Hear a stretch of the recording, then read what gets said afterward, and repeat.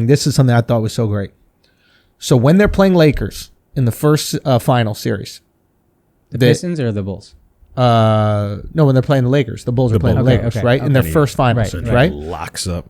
Exactly, Magic, right? Now, who was originally on Magic? Michael's on Magic.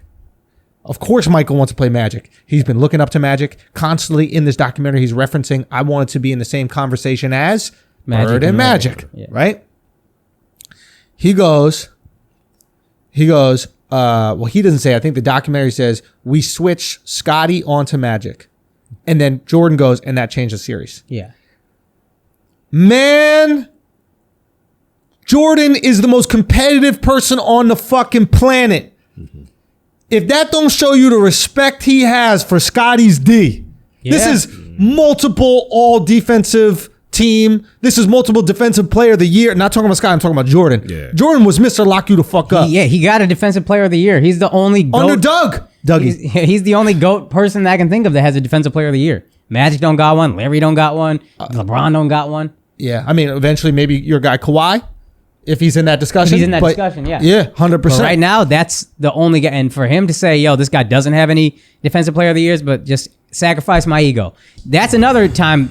Now that you're talking about sacrificing ego, it's a one-on-one matchup for the fucking ring. Me and Magic, this is the guy I want. I'm locking this motherfucker up, and I'm going to score on him all day. That's what you got to be thinking if you're Jordan. You got to check your But if Phil says, yo, we struggled a little bit in game one, let's try this switch, for you to say, yeah, I'm cool with that, that's a big swallow of the ego also. Like, all right, I know what Scotty does in practice. Let's let him do it to Magic here. This is what I realized about Jordan and to his fucking greatness, man. And this shit is so rare. His ego was wrapped around the ring, not what he was doing to get the ring. Right. What it took to get the ring. Yeah.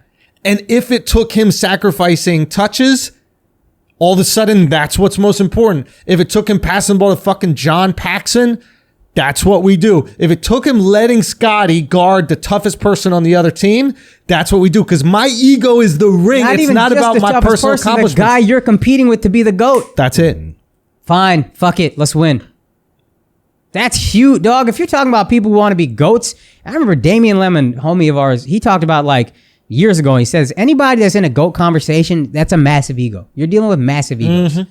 So for you to swallow your ego with another GOAT and you're competing for the first time in your life and you can take that fucking title and say, you know what? The real title is more important than this temporary GOAT thing. Let's go get that. What did he say? What did he say when he was describing it? This is what I thought was so dope. He goes, it changed everything when Scotty started picking up Magic 94 feet. Yeah. And then he goes, and I knew it worked because I saw him do it in practice. Yeah. Now, who do you think he saw him do it against in practice? Him. Yeah. So if he knows how great he is and having Scotty guard him 94 feet is a pain in the fucking ass, he's like, oh, Magic about to get this fucking work. Yeah.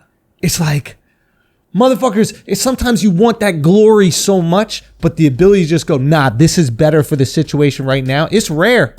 It's hard. It's hard. But that's true greatness, is knowing when to check it. Yeah.